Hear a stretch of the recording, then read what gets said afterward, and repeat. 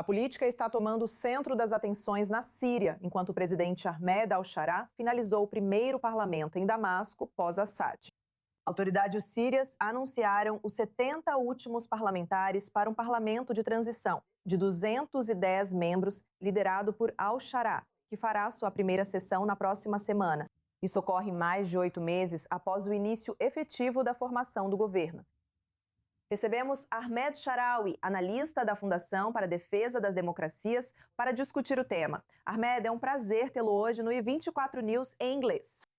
Esse é um passo na direção certa para a transição política na Síria? Ou, no fim das contas, esse ainda é um órgão que é controlado principalmente pela presidência? Primeiramente, obrigado por me receberem. É exatamente como você disse, a segunda opção. Isso é uma tentativa de Sharaa de centralizar o poder. Mais uma vez, ele nomeou esses 70 membros. Isso representa 1/3 do parlamento sírio. O processo de seleção começou em outubro de 2025. Mas só para o público, só para explicar como esse processo foi implementado ou como esse parlamento foi nomeado, 2/3 do parlamento foram selecionados por um comitê que foi nomeado pelo próprio Sharaa. E essas são regulamentações que foram dadas a ele na Declaração Constitucional que foi assinada em março de 2025. E quer dizer, se você olhar os nomes e a filiação de alguns desses membros que foram nomeados, muitos deles fazem parte do círculo interno. Mas eles não estão criando um parlamento diverso, não só em termos de origem étnica ou religiosa, mas também na diversidade de opiniões. E você vai ver que a maioria dos indivíduos que foram nomeados está alinhada com o governo de Damasco e com a forma como eles operam. Falando sobre representação ou sua ausência, esse processo está trazendo questões principalmente para os drusos, minha minoria. Houve esse adiamento do preenchimento das cadeiras em Soweto. O que isso diz sobre os limites do Estado nas áreas de maioria drusa? Então, quando o processo começou, em outubro de 2025, algumas províncias foram excluídas. Sueida foi uma delas, porque o Estado não tem controle sobre o território. Mas o mesmo aconteceu com as províncias no nordeste da Síria, que estavam sob controle das forças democráticas sírias lideradas pelos curdos.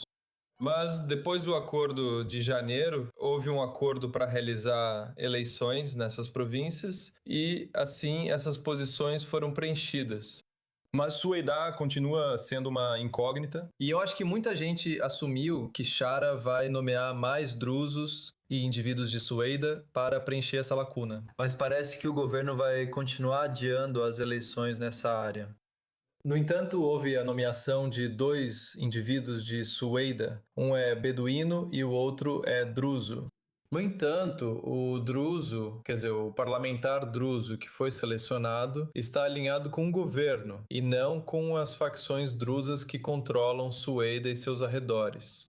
Agora que conhecemos os 210 parlamentares, o que esperar? A primeira sessão é na segunda-feira, eu acho. Qual o principal item da pauta deste novo governo? Acho que o primeiro passo é decidir em quais comissões esses parlamentares vão trabalhar. Mas acho que o importante aqui é que a Síria tem sido governada por decretos presidenciais desde a queda do regime de Assad. E de acordo com a Constituição síria, o presidente realmente tem, quero dizer, poderes exclusivos. Mas o parlamento deve desempenhar um papel nas questões internas, seja concedendo anistia, seja no orçamento. Então, durante o último ano e meio, todas essas decisões foram tomadas pelo executivo. Vai ser interessante agora ver se haverá algum tipo de desacordo entre o parlamento e o executivo ou se o parlamento ganhará mais poderes. Mas, dado como essa transição tem ocorrido desde o primeiro dia, e dado como essa Constituição foi elaborada, é improvável que vejamos um parlamento genuíno que represente a vontade do povo. E isso aproxima a Síria da democracia. Bem, Ahmed, ao mesmo tempo, o Ministério da Justiça da Síria acabou de concluir um projeto de lei voltado para proteger os direitos das vítimas da era Assad. Isso é um passo em direção à verdadeira justiça de transição ou mais uma medida simbólica neste momento?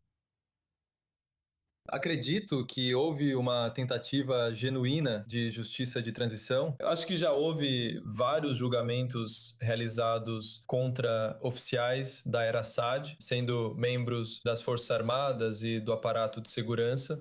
Mas, ao mesmo tempo, se você olhar para a leniência que o governo sírio está demonstrando com alguns empresários da era Assad e alguns oficiais nos quais o governo sírio vê potencial para obter benefícios, sejam eles monetários, então você começa a perceber a diferença, ou pelo menos a inconsistência em alcançar essa justiça de transição. E houve muitas reclamações e críticas por parte do povo sírio em relação a essa questão específica, a falta de justiça de transição. E claro, isso é arriscado porque a falta de justiça de transição significa que as pessoas vão começar a resolver as questões por conta própria. E já vimos assassinatos de membros do regime Assad e das forças de segurança ao longo do último ano e meio.